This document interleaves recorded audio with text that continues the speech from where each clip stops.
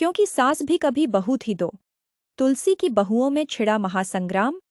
वैष्णवी रियो की हुई धूमधाम से सगाई। टीवी के पॉपुलर सीरियल क्योंकि सास भी कभी बहू थी दो में आए दिन महा ट्विस्ट आ रहे हैं। सीरियल में आ रहे इन दिलचस्प मोड़ ने फैंस को भी शो से बखूबी बांधा हुआ है। बीती रात क्योंकि सास भी कभी बहू थी दो का धमाकेदार एपिसोड रिलीज हुआ, जिसमें देखने को मिला कि तुलसी की बहुओं के बीच महासंग्राम छिड़ गया।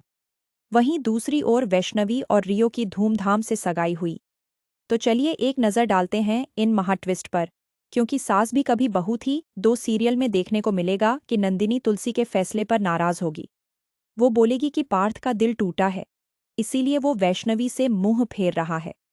लेकिन आपको तो अपने पोते की बात समझनी चाहिए। वहीं तुलसी जवाब देगी कि वैष्णवी की जगह खुद को रखकर देखो। सगाई पार्थ ने तोड़ी, लेकिन कीचड़ उस पर उछल रहा है। आज नहीं तो कल उसकी शादी किसी से होगी ही।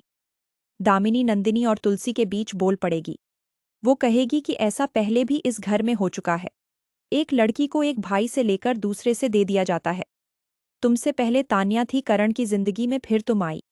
तुम्हारी शादी अंश से हुई, बाद में तुम्हारा तलाक हुआ और तुम करण के पास आ गई।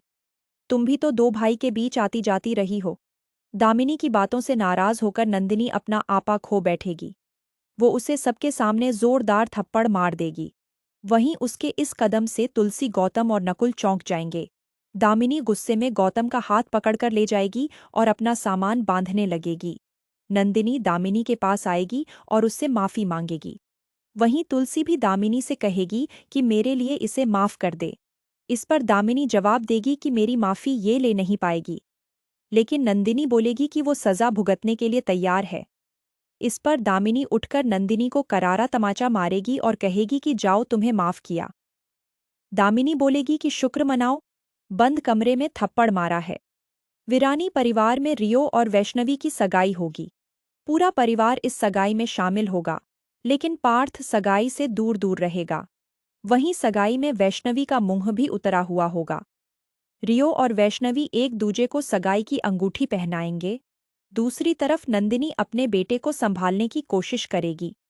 पार्थ अपनी सगाई की अंगूठी को देखेगा और उसे उतारने की कोशिश करेगा, लेकिन वो अंगूठी पार्थ की उंगली में फंस जाएगी।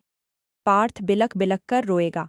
इतने में वैष्णवी वहां आ जाएगी और बोलेगी कि तुमने तो कहा था कि तुम्हें कोई फर्क नहीं पड़ता है। पार्थ वैष्णवी को जवाब देगा कि मैंने जो कहा था वो बिल्कुल सच कहा था, मुझे तुमसे कोई फर्क नहीं पड़ता है। ऐसे में वैष्णवी बोलेगी कि अच्छा है, तुम भी मूव ऑन कर पाओगे और मैं भी। दोनों एक दूसरे से मुंह फेरकर चले जाएंगे। दोस्तों, आज का ये कहानी आपको कैसे लगा कमेंट करें। पसंद आई तो लाइक, शेयर और चैनल पर सब्सक्राइब करना ना भूले। Thank you.